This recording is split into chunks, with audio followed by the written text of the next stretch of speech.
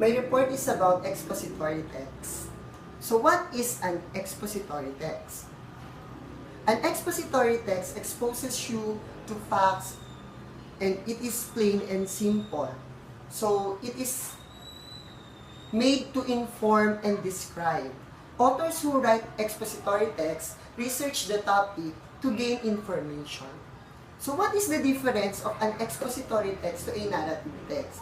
A narrative text tells a story, the author's thought, experiences, and imagination. It has beginning, middle, and end. It has characters, conflict, plot, and setting. So that is the difference of expository text to a narrative text. So, true and deliberate, expository text will focus on educating its readers. Other descriptors of expositions are clear, concise, and organized writing. Expository text gets to the point quickly and efficiently. So, there are examples of expository text like textbooks, news articles, instructional manuals, recipes, city or country guides. These are examples of expository text. So, rationale for attending to expository or informal text structure helps readers to comprehend a variety of written material. It builds and extends background knowledge about a variety of topics, develop vocabulary, learn how different texts are organized and written, improve the recall of key text information, and discover what is likely to be the most relevant for understanding the story. And to sum it up, expository text's main function is to inform the readers.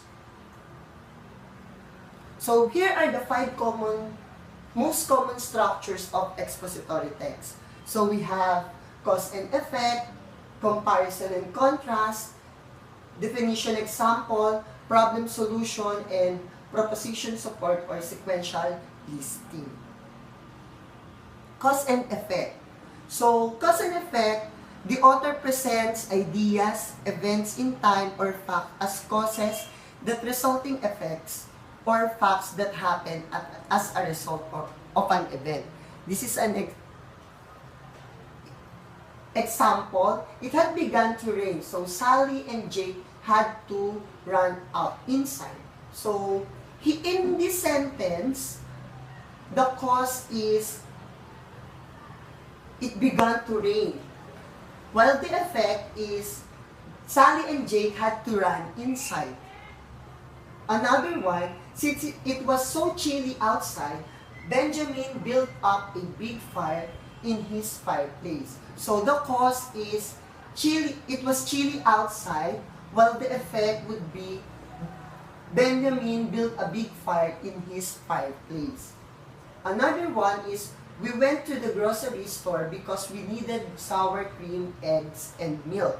So the cause, we needed sour cream, eggs, and milk. So the effect, we went to the grocery. So another one is comparison and contrast. Information is presented by detailing how two or more events, concepts, theories, or things are like and or different. So here is an example.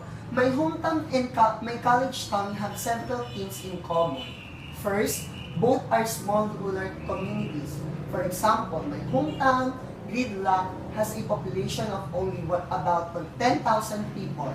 Similarly, my college town, Subnormal, consists of 11,000 local residents.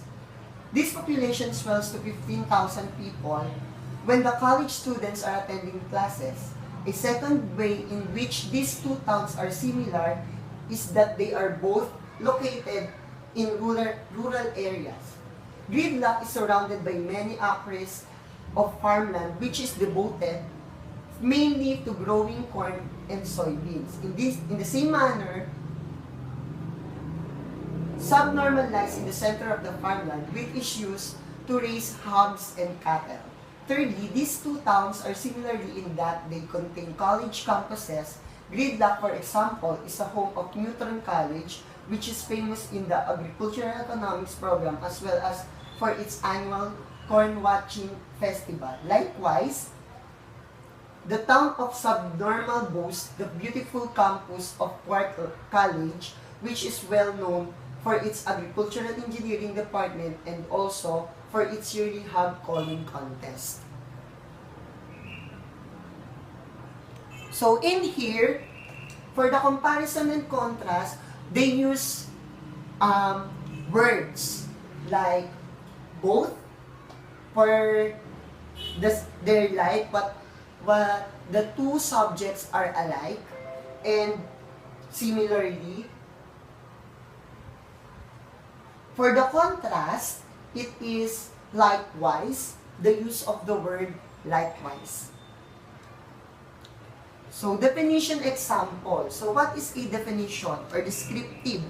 The author described a topic by listing characteristics, features, attributes, and examples. So, descriptive, the author described the topic. The author uses photos and words to help signal the readers to a description include an increased attention to senses in order. For example, there is a word here, so, or a topic or idea, then they will put the descriptions here. Problem solution text. So, problem solution, the author presents a problem and one or more solutions to the problem. For example, in the early 1800s, the United States needed room to grow. The problem was most people lived in the East. The cities were crowded. New land was expensive. Young families couldn't afford to buy farms. Then, as a solution, the United States government purchased land from France. The government also acquired land from Mexico.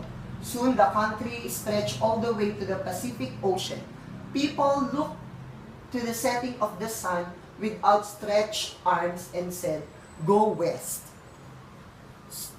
So, problem solution, there would be a problem and then the solution. In the text, the problem is most people live in the East and the cities were crowded. Land was expensive and young families couldn't afford to buy farms. Then, as the solution, the government purchased land from the France. Proposition support and sequential listing.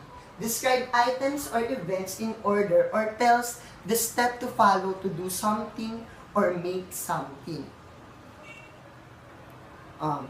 Sequential listing. For example, you will cook a recipe. So, there you will follow sequence of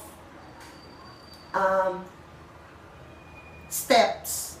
There are steps to follow so that you can cook a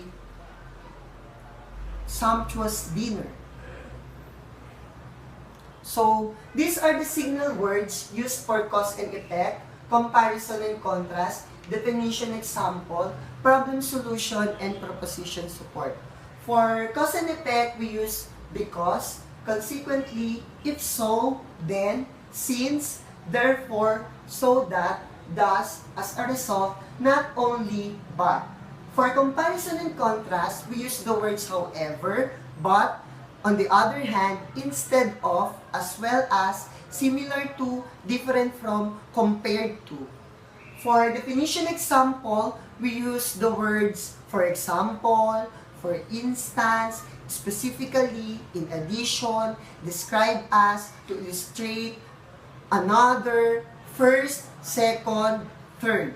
For problem solution, we also have these words, because, since, consequently, so that, nevertheless, a solution, however, therefore, in addition, as a result.